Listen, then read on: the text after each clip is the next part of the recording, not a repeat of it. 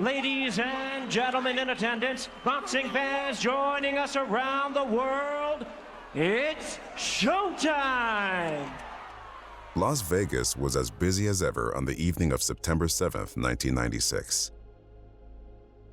Celebrities piled in to see Mike Tyson take on Bruce Seldon in the boxing event of the year. America was asking big questions about the talents of Tyson, and Tyson really could not have answered them in a more emphatic manner.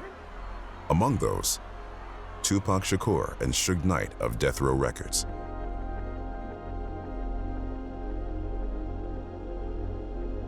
A swift victory from Mike Tyson ensured an early start to the night for Shakur.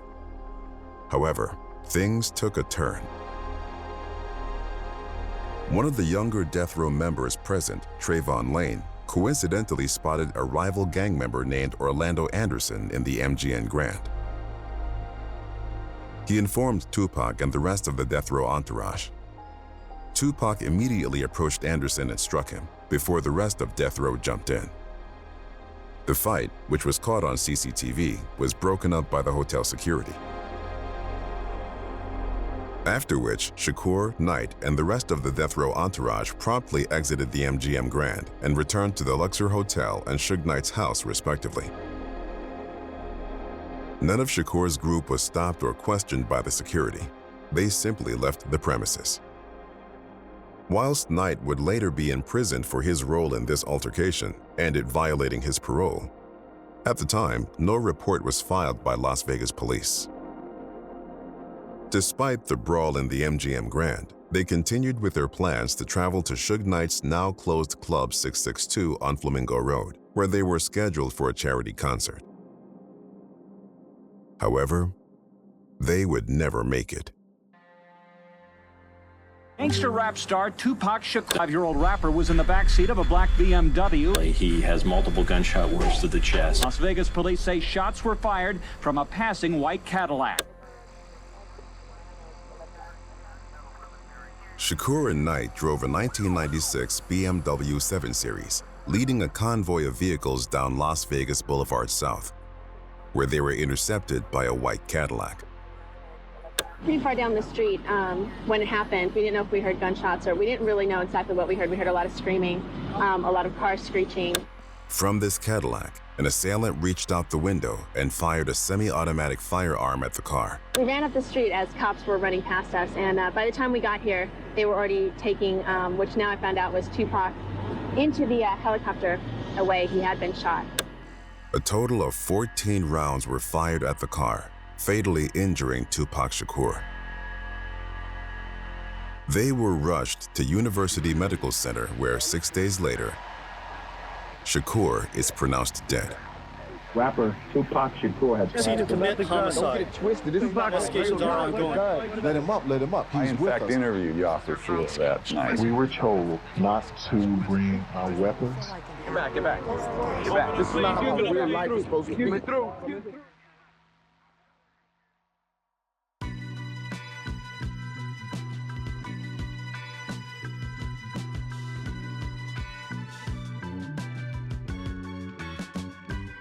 Born June 16, 1971, in East Harlem, New York.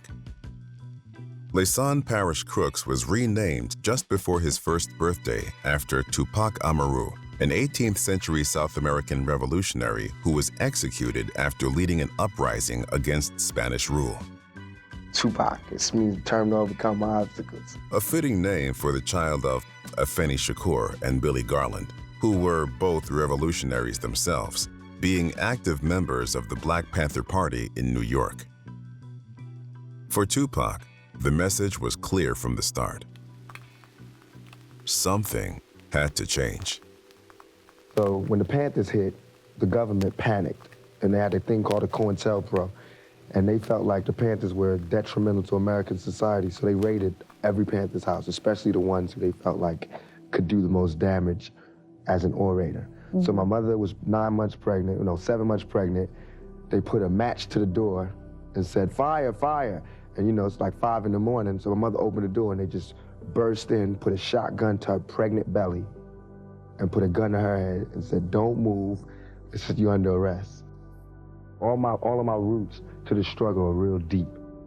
In America, black people are treated very much as the Vietnamese people or any other colonized people, because we're brutalized. The police in our community occupy our area, our community, as a foreign troop occupies territory. And the police are there not to, in our community, not to promote our welfare or for our security and our safety, but they're there to contain us, to brutalize us and murder us. Afeni was actually on trial when she was pregnant with Tupac as part of the Panther 21 criminal case. In New York, 2 police stations and an education office were the targets of planned, synchronized bombings and rifle attacks. A total of 21 Black Panthers were detained. The trial ultimately came to an end with all 21 defendants acquitted of all charges. Just a month after Afeni was set free, Tupac Shakur was born. In the early days, Tupac had a rocky relationship with his mother. Her commitment to the Panthers left little time for her to be a mother. She was constantly delivering speeches, touring campuses, and attending demonstrations. It always seemed like she cared more about the people than her people, he claimed.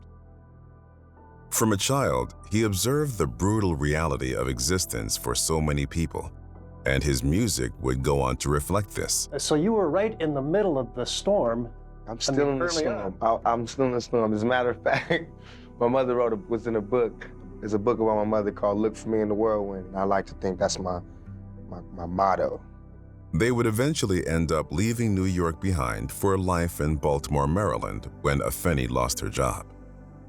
After 2 years there, Tupac found a place at Baltimore School of the Arts, where he was able to pursue his childhood dream of acting. He appeared in a Shakespeare play and even did ballet dancing. It was also here that he was exposed to an eclectic range of music. He cited artists like U2, Sinead O'Connor, and Kate Bush as some of his favorites.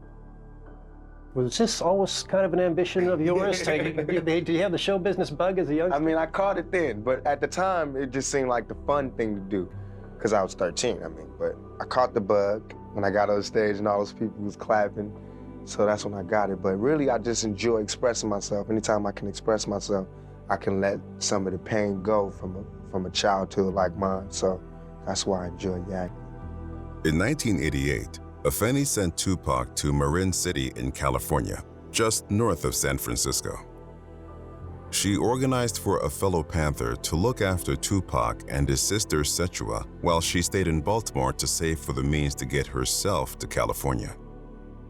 Afeni would eventually join her children in Marin City, but she unfortunately brought tragedy with her. You're not going to be able to sell any more drugs over in this neighborhood. You're not going to be able to sell any more drugs in this neighborhood. This has reached epidemic proportions. It is a crack epidemic, which police say is causing an increase in murder and other violent crime. An epidemic with no end in sight. Afeni had begun using crack in Baltimore, and the move to California only exacerbated it further. She had succumbed to crack addiction. The situation with his mother got so dire that Tupac would eventually leave home to live with friends. He reportedly began selling crack as a way to afford food, but it didn't last long, nor did it come at the cost of his education. Dealers beware. Crack 101 is now ready for action, complete with 4 crack-sniffing dogs aimed at breaking up the small kitchen labs where crack is made. In fact, his grades never slipped. He continued to flourish instead. In the spring of 1989, he was attending poetry lessons in Oakland Park from Lila Steinberg, who he formed a close friendship with. Tupac's love of Shakespeare had given him the markings of a fine storyteller and performer, and he had been obsessively writing poetry. He convinced Steinberg, who had no industry experience, to become his manager. She was able to get Tupac in a room with music manager Atron Gregory, who helped him land a position as a roadie and backup dancer for hip-hop group Digital Underground. It wasn't long before he stepped up to the mic. Tupac, go ahead and rock this. Now I clown around when I hang around with the underground. Girls used to frown, say I'm down when I come around. Gas me, and when they pass me, they used to diss me, harass me. But now they ask me if they can kiss me. Get some fame, people change, wanna live their life high. Same song can't go wrong if I... Tupac's musical debut was on Same Song by Digital Underground. The song soundtracked the Dan Aykroyd film Nothing But Trouble. Digital Underground would once again recruit Tupac for their album Sons of the P that October. And after seeing his potential, Atron Gregory became Tupac's manager. In a stroke of luck, a new label named Interscope was on the lookout for up-and-coming hip-hop talent. And when Gregory brought Tupac to them, the name was flagged by Interscope owner Ted Field's daughter, who had heard his demo and loved it. And so, in 1991, Tupac would sign his first record deal with Interscope, releasing his debut solo album, Tupacalypse Now, just a month after Sons of the P hit stores. Arguably his most politically charged body of work, Tupacalypse Now didn't host any major hits, but was well received all the same, selling a respectable 500,000 copies. The project established Tupac as an unflinching voice for Black people in America. Even at such an early stage in his career, he was using his skill as a lyricist to change the conversation and bring hip-hop back down to earth. In an interview with Chuck Phillips, he says, "Everything in life is not all beautiful. To me, a perfect album talks about the hard stuff and the fun and caring stuff." Word of his success reached Afeni in 1991, which helped push her to break free of her drug addiction, which she did before moving back to New York, where the two would later reconcile.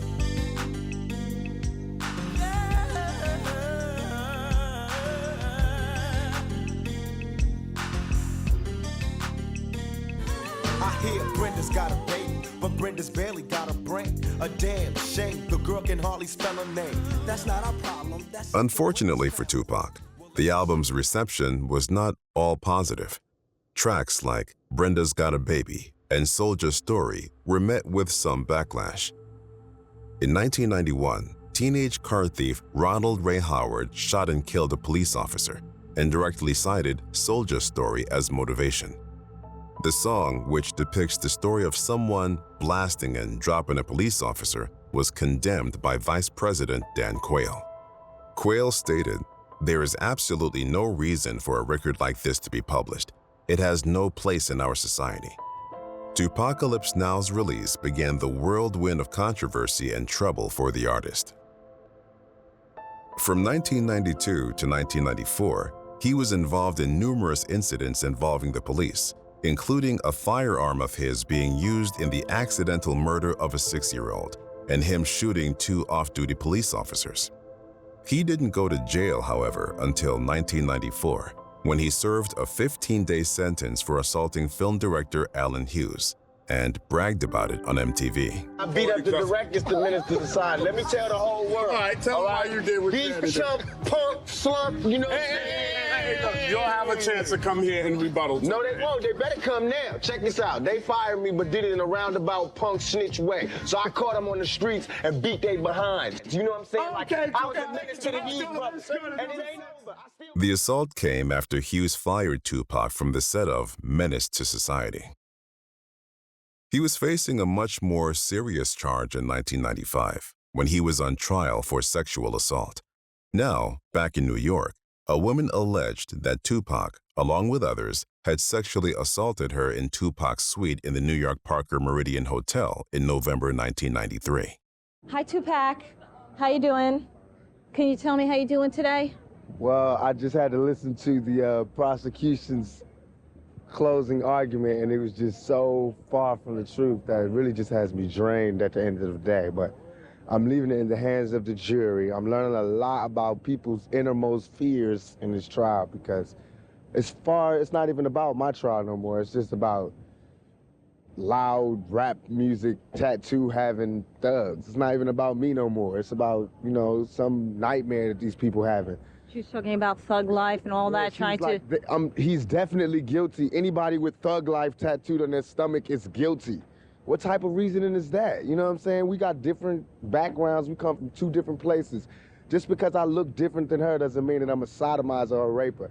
They've said it in the... I can't understand why it's this close. They talking about there's no evidence that I ever sodomized her, even though you put that all over the paper. And every time they take a quote out of this courtroom, they take a quote from out of her mouth, which is, you know, the stuff to put me in jail. It's nothing that's been true. I just want print the facts so everybody can sort it out. My life is ruined because nobody has a chance to get the facts. And the fact is that there was no semen found. No semen found, no forcible entry, no entry into the anal, no nothing, none of that, you know. And no fingerprints on the gun. No fingerprints on the guns, you know what I'm saying? The only time ever there was an act of sodomy, she admitted she did it to me. I should be, you know, putting charges on this girl who sodomized me on the floor of a dance club.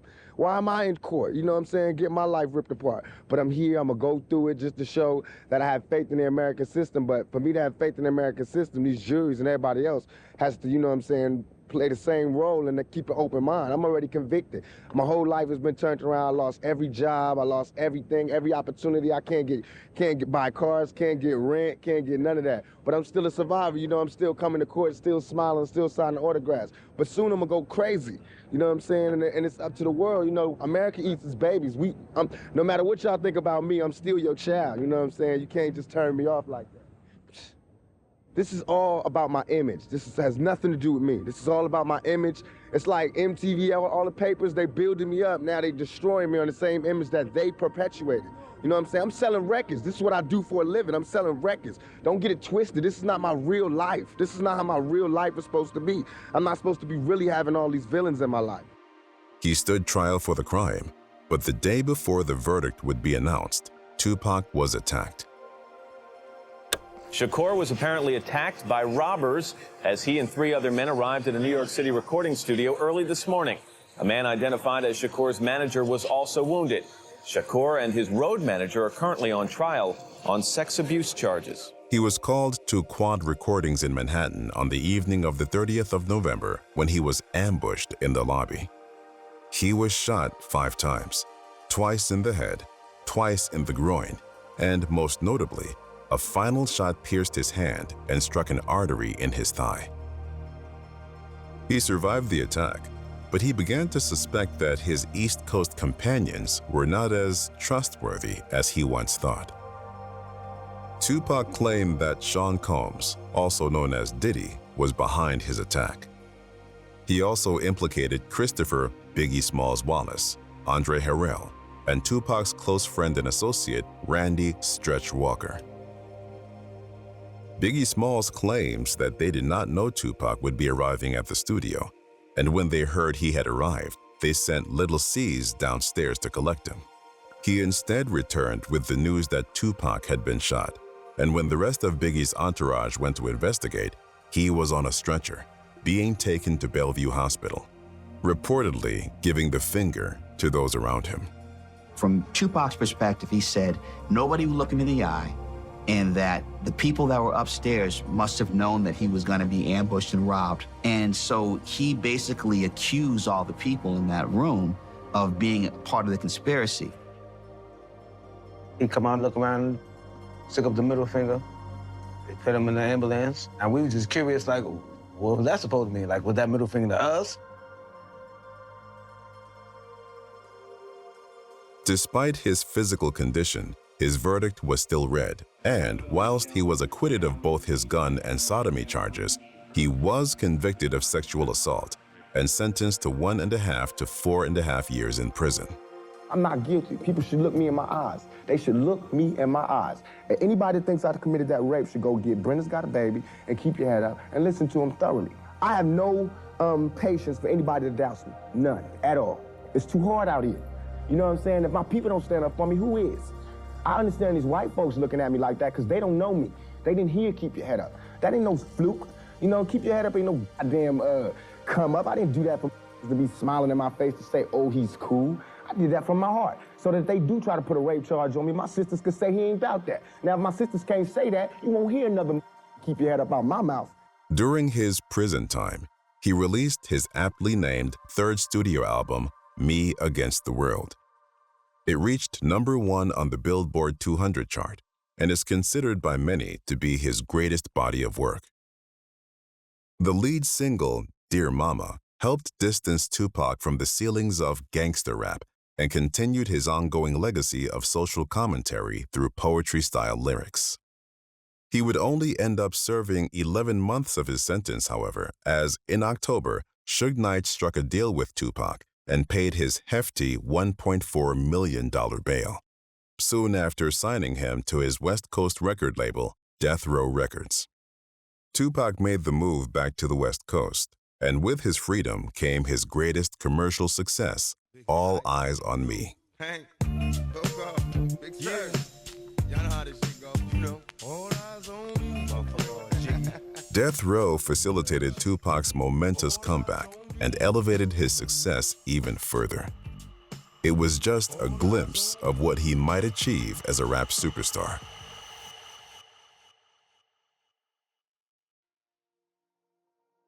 When he turned the corner, there was this guy standing there. Little did I know who he was. He ran up to him and he swung. And then the guy swung back, and then Pac weaved, and then Pac swung again. And at this time, there was like 3 or 4 blows thrown. Tupac had this medallion on that he had recently purchased, and it broke. When it broke, he went down to pick it up. When he went down to pick it up, I grabbed him. When I grabbed him, I threw him against the wall, so I had him out of the fight. At this time, everyone else is running up, as clearly the MGM footage shows. The guy is Orlando Anderson, now that we know who he is. Orlando Anderson, the victim of the MGM Grand fight, was a member of the South Side Compton Crips. It's unknown as to why he was alone in the MGM Grand Hotel area on the evening of September 6, 1996. Anderson was significantly beaten by the 5 members, but did not sustain any serious injury. He can be seen on CCTV afterwards speaking with both LVMPD and security officers. He was standing and seemed uninjured. The security offered him first aid and the opportunity to file a formal complaint. He declined both. When Anderson was questioned regarding his visit to Las Vegas, his answers were inconsistent, stating once that he was in town to see the Tyson versus Selden fight, and on another occasion that he was simply in Las Vegas to gamble with his girlfriend. He had not purchased tickets for the Tyson versus Selden fight, nor was he in possession of the estimated amount of legal tender required to purchase a scalper ticket at late notice. When questioned by the LA Times, Anderson's family seemed to support his claim of being in Las Vegas just for innocent fun. They also claim he had no affiliation with the South Side Compton Crips. Las Vegas police considered Anderson a suspect and interviewed him once, very briefly, where he was unable to provide a sufficient alibi for 11:15 p.m. PDT, September 7, 1996, the time of the shooting. However, the general consensus from Detective B. Baker was that no one they spoke to following the shooting was willing to cooperate with the police, outside of civilian witness testimonies from the Las Vegas Strip at the time of the shooting. Anderson was arrested 1 month later as part of an unrelated investigation. Las Vegas police eventually discounted Anderson as a suspect to the death of Tupac, citing the short time between the hotel assault and the shooting.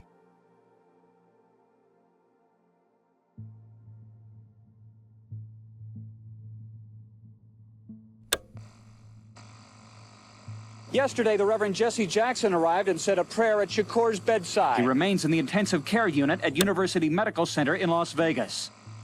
Roughly 3 hours elapsed between the altercation involving Anderson and the shooting on Las Vegas Boulevard South. A subsequent investigation places the following people at the scene of the crime. The black BMW, containing both Tupac Shakur and Suge Knight. To their left, Trayvon. Behind, Frank Alexander, along with the Outlaws. Despite the elusive nature of the LVMPD's investigation, they would later produce the following estimation of the passengers in the white Cadillac from which the shots were fired, including Terrence T. Brown, DeAndre Dre Smith, Dwayne Keefe D. Davis, and notably Orlando Baby Lane Anderson.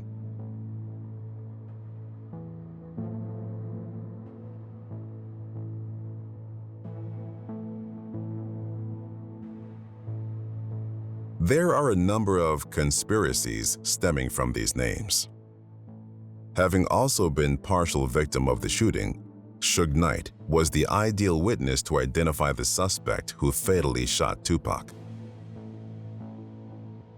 After the shooting took place, Knight was able to continue to drive the BMW a mile to Las Vegas Boulevard and Harmon Avenue, where they were pulled over by Bike Patrol Officer Chris Carroll, who alerted paramedics.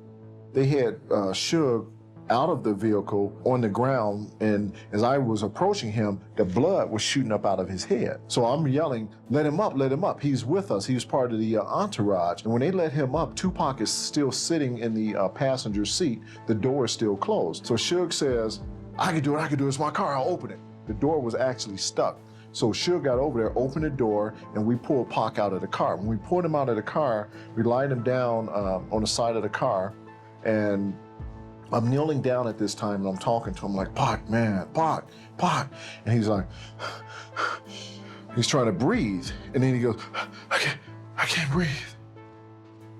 Police and paramedics took the pair to the University Medical Center of Southern Nevada. The severity of Tupac's injuries meant he was taken to the intensive care unit, whereas Suge Knight was admitted to the General Hospital. Knight sustained a head injury from bullet fragmentation inside the vehicle, but was not directly shot by the assailant. Knight was treated at University Medical Center and stayed there overnight. However, when Las Vegas detectives arrived to speak with him, they were denied access by his legal representation.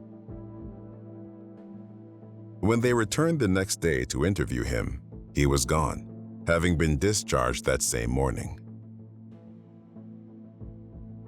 Despite Knight owning a property and living in Las Vegas at the time, the Las Vegas police made no attempt to visit Knight to interview him regarding the events of the shooting. They instead continued via his attorney, attempting to organize a time through them, which took days. Las Vegas police claim they were able to speak with Suge Knight 3 days after the shooting, but other sources claim it may have been up to 7 days. When they did finally meet, it's reported they only interviewed Knight for some 30 to 45 minutes, which seems unusual considering both his proximity and relation to the crime.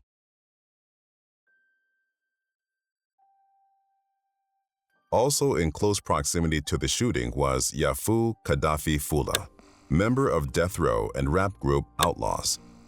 He was riding in the vehicle directly behind Tupac's BMW, along with Tupac's personal bodyguard Frank Alexander and fellow Outlaws member Edi Amin. Gaddafi allegedly claimed to be able to identify the assailant. However, he initially refused to cooperate with Las Vegas police. I, in fact, interviewed Yafu Fula that night. Again, he wasn't real happy about sitting there talking to me. After Tupac's death, Gaddafi left Las Vegas and traveled to Los Angeles, Atlanta, and then finally settling in New Jersey with relatives. Because the victims of the shooting were not locals and instead residents of the Compton, Los Angeles area, the investigation expanded to include the cooperation of the Compton Police Department.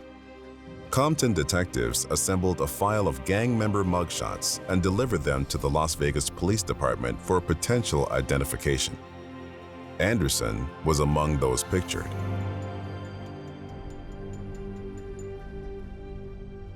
Las Vegas detectives then attempted to make contact with Gaddafi's legal representation so that he could be shown the mugshots. However, according to Sergeant Kevin Manning, who headed the investigation, his calls were never returned. No attempt was made by the police to locate Gaddafi, who was subsequently murdered on November 10, 1996, before the police were able to follow up with him. In a report by the Times in early 1997, both Mean and Alexander denied ever being asked by Las Vegas police to view said photographs, despite having been in a similar position to Gaddafi at the time of the shooting. Mean claimed to have seen all 4 men in the vehicle. Alexander even stated he had seen the face of the suspect who fired the gun.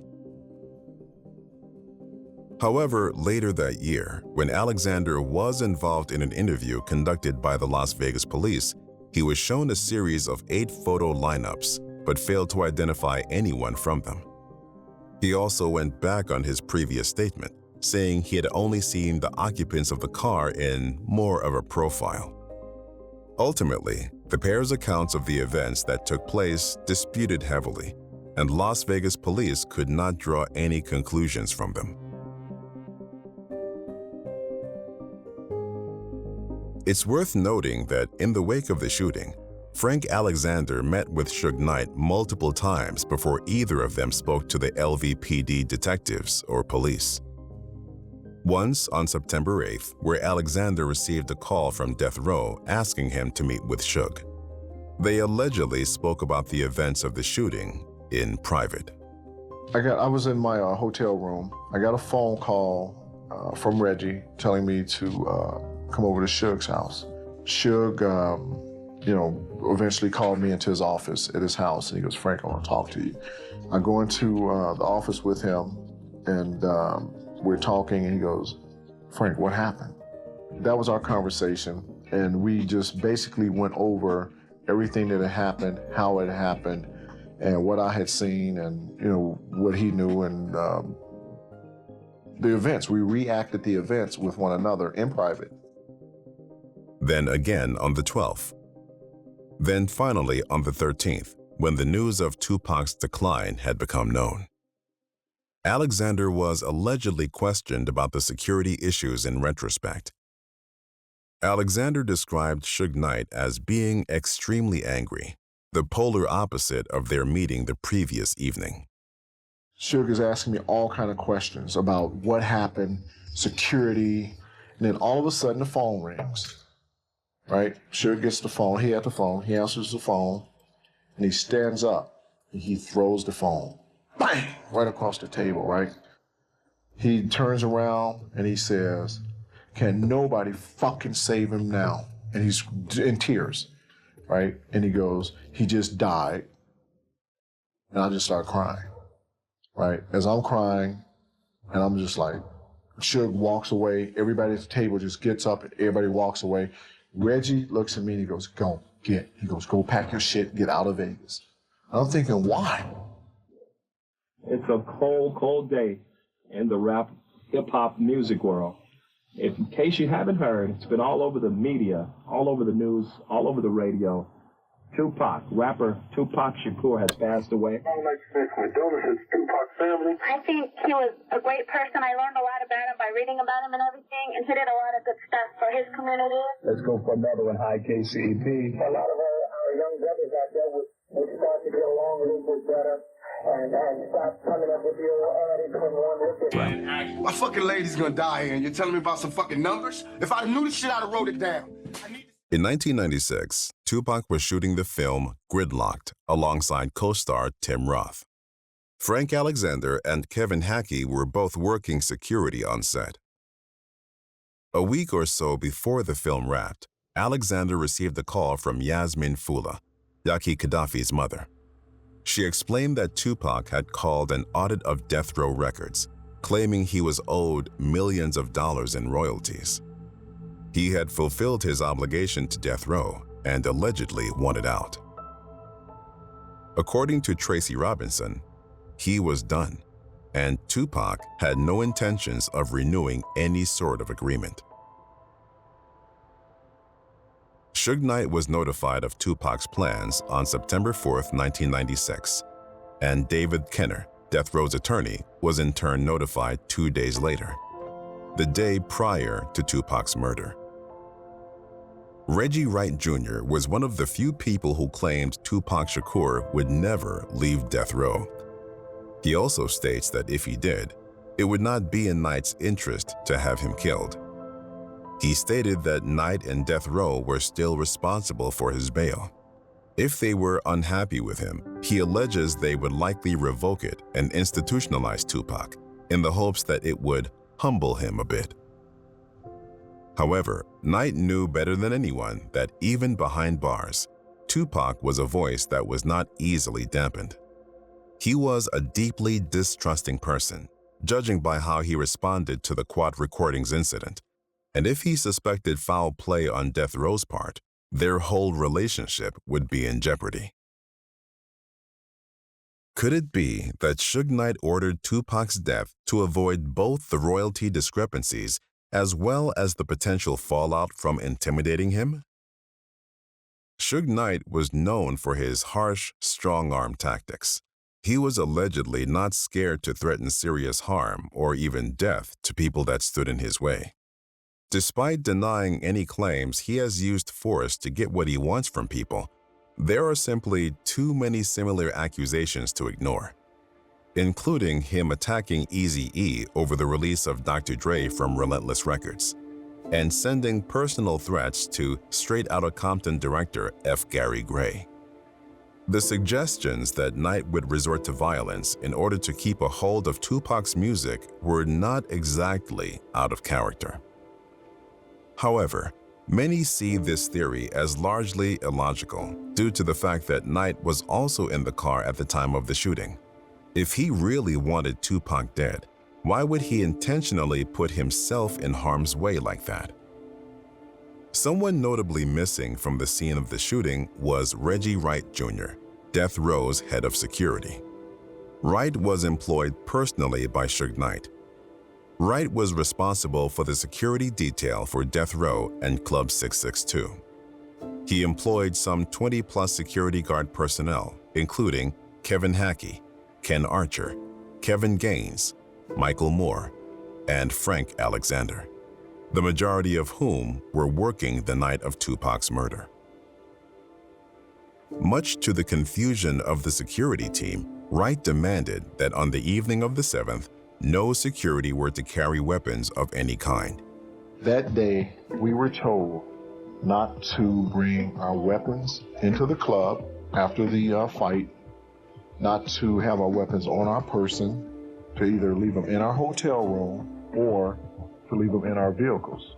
Has there ever been a situation where you were told to leave your weapon prior to this? We were never told prior to September the 7th to leave our weapons anywhere other than the fact if we were going out of the state of California. In a recent interview, Wright explained he did this in order to prioritize the safety of the thousands of people inside Club 662. He claimed to have designated armed security in the club, and that if there were lots of firearms present in such a small area, the potential risks were too dire. Michael Moore explained that in the security meeting, he protested this decision and repeatedly asked Wright for a reason for this request. After Wright failed to provide him with one, he refused to disarm himself for the night of the 7th. Moore was usually positioned with Alexander as a personal bodyguard to Tupac. However, on this occasion, Wright requested Moore leave Tupac and Alexander to instead work security at Club 662, leaving Alexander alone with Tupac unarmed. When interviewed later regarding Wright, Moore explained, "During no part of that day did I take my weapon off." He alleged that it was this that caused Wright to remove him off Tupac so that there wouldn't be a weapon there. Al Giddens, who was the supervisor now for security at this point, Al Giddens told Michael Moore to, fuck that. You go and come to the club. And he was like, well, Tupac told me to come over to the MGM. He was like, no, we need you over here. You get over here. So Mike went over to the club. So I was the only one left with Pac. Wright also failed to provide Alexander or Moore with a radio that night, citing Hackey as the reason, saying he was in possession of their radios and he refused to come to Las Vegas. After the incident with Orlando Anderson, Alexander escorted the death row party out of the MGM Grand, and when they reached the Luxor Hotel, he had to go to his vehicle to retrieve his firearm. Another claim alleges the team were disarmed for another reason. Nevada law requires that out-of-state security need to obtain a concealed weapon permit in advance. Upon the team's arrival into Las Vegas, they were informed that no attempt was made by Wright Security to file for this permit, and thus no one was legally allowed to arm themselves during the trip. Whilst it's difficult to know which one of these accounts is true, both lead to gross negligence on Wright's behalf. The fact remains that the security were unarmed, and as a result, the people they were there to protect suffered. With so many discrepancies in the security accounts and the integrity of Wright's company in question, it's not difficult to suspect foul play on his behalf. The motive, however, is much less clear. If Wright did order the death of Tupac and intentionally compromised his own security team, he would need to have an airtight reason to do so. Wright had no serious reason to want Tupac dead. He did, however, stand to gain a significant amount from Suge Knight's demise, which poses a different question. Was Tupac collateral damage in a plot by Reggie Wright Jr. to kill Suge Knight? At this time, Death Row was an independent music behemoth, generating a reported $100 million annually in its heyday. It was almost unavoidable that Knight could see himself become a target. In 2015, LAPD detective Russell Poole told news platform Vice that he strongly believed Wright Jr. was behind the murder. He also implicates Sharitha Golden, Suge Knight's ex-wife.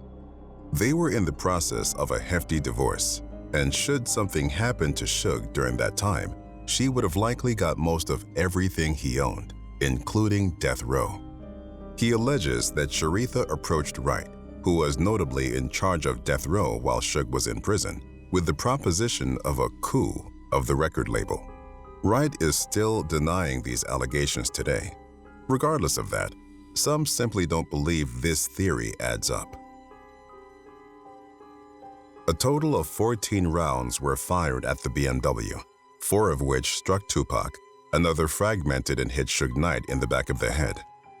Considering the proximity in which the rounds were fired, if the assassins were indeed aiming for Knight, they were extremely unlucky not to directly hit him even once.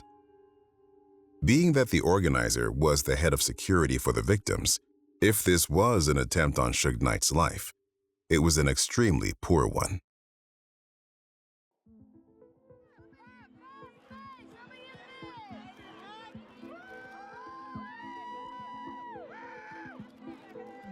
When Biggie Smalls prepared his first album, Ready to Die, he was worried about Bad Boy as a record label and complained that things weren't happening quickly enough. He saw Tupac's success and proposed that he instead should become his manager. Tupac declined and convinced him to remain within Bad Boy Records, saying Diddy would make him a star. The Quad Recordings incident spelled an end for the pair, however. Tupac was so convinced that Jimmy Henchman, Haitian Jack, and Biggie Smalls had set him up. He said, "My closest friends did me in." Diddy publicly responded to Tupac in an interview with Vibe magazine. He overtly denied that he set up Tupac, but he claimed that Tupac knew who had shot him and was trying to use himself and Wallace as scapegoats because he wasn't man enough to face his real attackers. Hold on, never, ever, ever has it been where motherfucking it was an East Coast, West Coast beef. This is bullshit. Y'all keep talking about it.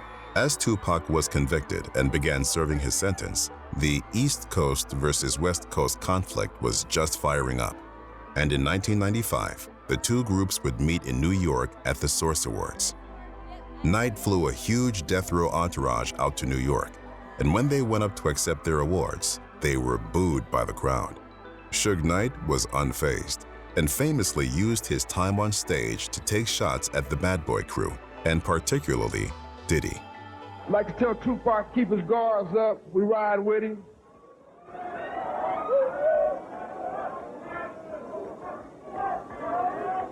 And one other thing I'd like to say, any artist out there want to be an artist and want to stay a star and don't want to have to worry about the executive producer trying to be all in the video, all on the record, dancing, come to Death Row.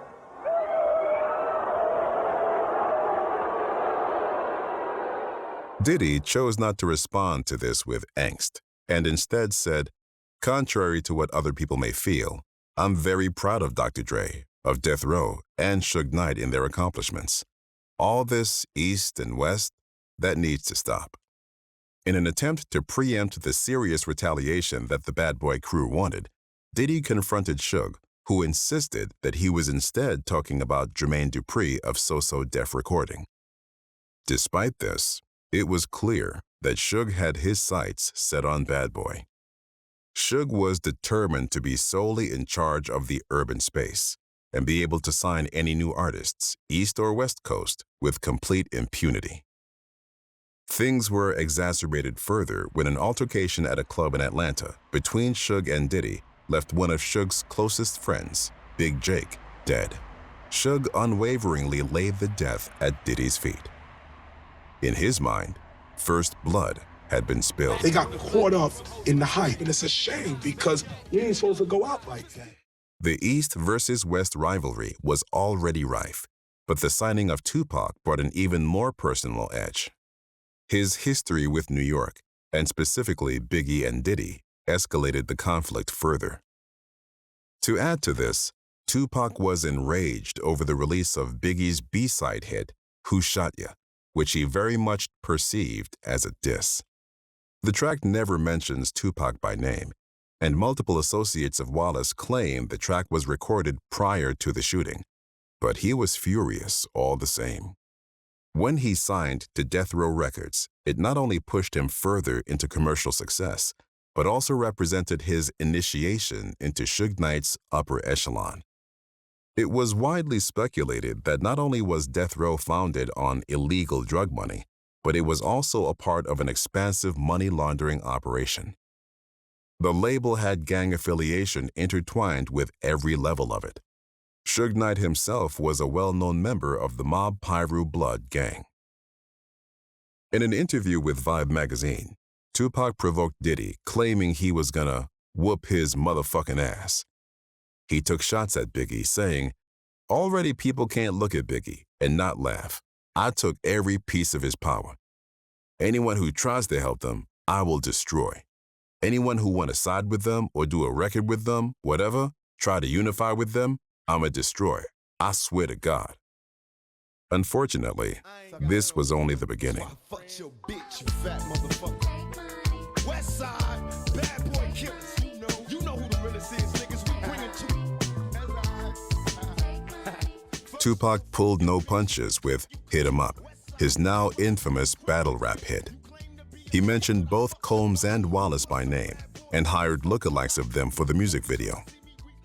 He alleges Biggie stole his style of rapping and doubled down on his comments from Vibe magazine. Whilst Biggie never responded directly, he made jabs at Tupac on Long Kiss Goodnight. Mobb Deep, who were affiliated with Bad Boy and also mentioned on Hit 'Em Up, retaliated with their 1996 track, Drop a Gem on 'Em. At the time of the Las Vegas shooting, the coastal rivalry was at an all-time high. So naturally, when Knight and Tupac were attacked, people began speculating involvement from New York. From the list of names of assailants in the white Cadillac, only one is still alive to this day.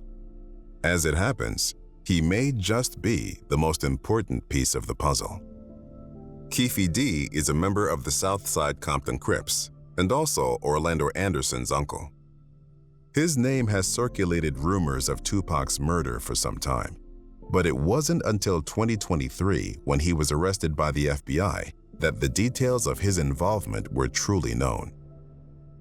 In the early 90s, he befriended Eric Von Zip Martin, who was a close confidant of Diddy, and introduced the two. The two met again a few months later to discuss an Usher music video, and then again at a party. In his story, he alleges that after the death of Big Jake in Atlanta, a member of Bad Boy Records called him and said the following: "Your boy, Big CEO, he's tripping." Keef responded by requesting 40 to 50 tickets to Diddy's concerts, saying, "We'll be in there deep." From then on, anytime Bad Boy were present in the West, Keefy and a large group of Crips would accompany them, backstage, at the hotels, in the crowds. Keefy then claims he met Diddy at a club where he made him a proposition: $1 million for the murder of Big CEO and Pac. Keef replied with, "That's not a problem. We can make that happen." Suge Knight and Keefy D actually spent some time together as teenagers, playing for the same football team. They were friends for a time, but some arguments surrounding Death Row separated the two, and when Diddy came to him, he didn't hesitate. Diddy had many problems with Knight, but his reasoning for wanting Tupac dead mainly centered around "Hit 'Em Up." The song was an embarrassing diss to his crew, and something had to be done. In Keefy D's story, he details that him and his nephew, Orlando Anderson, were in Las Vegas on the evening of September 7, 1996. After finding out what had happened to Anderson, he immediately wanted revenge on the Death Row crew. Diddy had already offered him a large sum of money to kill them both, and so they decided to take action that very same night. Keefy D then met with Zip, who gave him the Glock 40 that would eventually be used to murder Tupac. Keefy D and his crew waited at Club 662 for approximately an hour and a half. When there was no sign of Tupac or Knight, they decided to head to the Carriage House, a hotel where they had rented a few rooms. A few blocks down, they were sitting at the light when they spotted the convoy of Death Row cars come around the corner. He claims Tupac was hanging out of the window, waving at fans and girls on the strip who had spotted him. After seeing him, they pulled the Cadillac up next to the car, and Anderson emptied the clip from the back seat. After the incident, they left the Cadillac and stashed the murder weapon inside one of the wheels. Greg Kading, who was investigating the murder, says that Diddy then called Keefy D to ask if that was his doing, which he confirmed. Keefy D met with Kading and confessed on tape that Diddy had paid him for the murder. He also confirmed Anderson as the shooter. The FBI claims that Diddy came through on his promise to pay $1 million, but it never went to Keefy D. It instead went to Zip, absolving Diddy of any link to the crime. However, Zip never shared the money with Keef. He claims everyone involved has switched on him. Now, almost 30 years on from the murder, could his lack of obligation to the people involved mean he's finally revealing the truth? Diddy has, naturally, denied the claim, stating, "This story is pure fiction and completely ridiculous." As of 2023, Keefy D is awaiting trial for one of the biggest cases in Las Vegas history. Suge Knight is still serving a manslaughter charge in R.J. Donovan Correctional Facility in San Diego. He seems to suggest that the FBI is looking into the wrong person. But his stance on aiding the police hasn't changed, and he neither confirmed nor denied Keefy D as the assailant. The case remains unsolved, and as more time ticks by, the truth seems more and more distant. A large majority of the people involved in the incident are now deceased or incarcerated. Akur's heart and respiratory system simply were overtaxed by the devastating gunshot wounds he suffered in a bold ambush a week ago. Word of his death brought legions of followers. Police have yet to identify any suspects, and now Shakur has died before detectives could even try to speak to him. Showed my respect for Tupac. Brother was a good brother. His words really give us strength to keep on moving and look forward to another day. A lot of people touched by it, not just rap music artists or listeners or lovers, but a lot of people, older people, is touched by this. This is a sad They came early and stayed late in Harlem, even in the rain, to remember Tupac Shakur and to promote peace in a rap world of violence. We here to say, well, let's make a turn from the bad to the good. Tupac's legacy lives on, however, through his music and personal message. He had a prophecy about his death. That's why I go in the studio and do 3 songs a day, get things ready. If I die, and it can happen, if anything were to happen to me, that album's ready to go. As of today, he has sold 125 million records across his 11 studio albums and received a star on the Hollywood Walk of Fame. His image is instantly recognizable, and his name has endured as one of hip-hop's most iconic figures. You know, out of the love for black people. So that's how I gotta live, and that's how I have to die. And that's how my music has to be, and my acting, and my producing, and my interviews, everything has to be for the love of black people. 2 years after his death, Tupac's estate released the song Changes. Perhaps the greatest culmination of Tupac's lyrical talent and important political commentary, the song touches on racism, drugs, poverty, and the treatment of black people by police. His passion for theater and music made him a courageous and valiant figurehead for progressive hip-hop. He used his platform to echo the messages he had got from his mother at such a young age.